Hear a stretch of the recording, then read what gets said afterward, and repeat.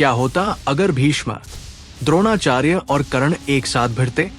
क्या इन तीनों के दिव्यास्त्र एक दूसरे को हराने के लिए काफी होते? जानिए महाभारत के 3 सबसे ताकतवर योद्धाओं की छुपी हुई ताकत और रहस्य।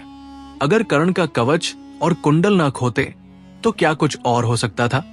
इस वीडियो में जानिए वो दिलचस्प राज जो कभी किसी ने नहीं बताए।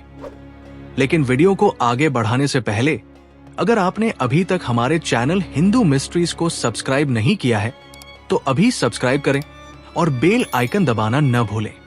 भगवान विष्णु के अवतार परशुराम में इतना पराक्रम था कि उन्होंने इस धरती को 21 बार क्षत्रिय विहीन किया और इन तीनों महायोद्धाओं भीष्म, द्रोणाचार्य और कर्ण ने परशुराम से युद्ध कला सीखी थी।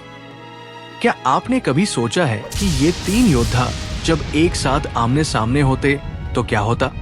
द्रोणाचार्य के पास थे ब्रह्मास्त्र, नारायण अस्त्र और ब्रह्मास्त्र जैसे शक्तिशाली अस्त्र। कुरुक्षेत्र युद्ध में केवल ब्रह्मास्त्र का प्रयोग किया, लेकिन अगर नारायण अस्त्र का इस्तेमाल किया होता तो कितना विध्वंस होता। याद करें जब अश्वत्थामा ने पांडवों पर नारायण अस्त्र छोड़ा था, पांडवों के लिए उसे रोक पाना असंभव था। और भीष्म, जिन्हें रुद्रास्त्र और ब्रह्मास्त्र का भी ज्ञान था, एक बार भगवान परशुराम के साथ युद्ध के दौरान उन्होंने भीष्म पर रुद्रास्त्र का प्रयोग किया था। इसे देख देवता भी डर गए थे। क्या होता अगर वो युद्ध जारी रखते? अब बात करते हैं कर्ण की, जो परशुराम का प्रिय शिष्य था।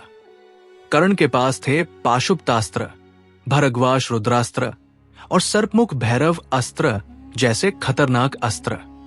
युद्ध के दौरान कर्ण ने भरद्वास्त्र से पांडवों के एक अश्वनी का वध कर दिया था। अगर कर्ण के पास उसका कवच और कुंडल होते तो क्या हो सकता था? क्या भीष्म और द्रोणाचार्य मिलकर भी कर्ण को हरा पाते? भीष्म इतने बड़े योद्धा थे कि भगवान परशुराम भी उन्हें नहीं हरा पाए थे। उन्होंने ये प्रतिज्ञा की थी कि वो हर दिन पांडवों के 10,000 सैनिक और 1,000 रथी मारेंगे। क्या होता अगर भीष्म अपनी पूरी ताकत लगाते? क्या वो कर्ण और द्रोणाचार्य को पराजित कर पाते? द्रोणाचार्य ने भी युद्ध में विध्वंस मचाया था।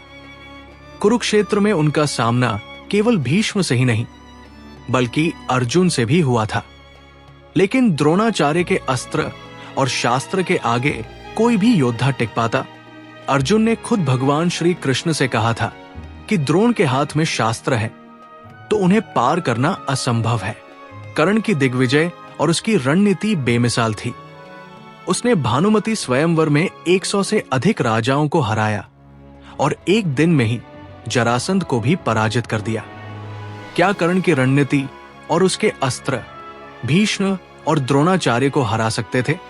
अब सोचिए, कर्ण के पास जो कवच और कुंडल थे वो उसकी अजेयता का कारण थे।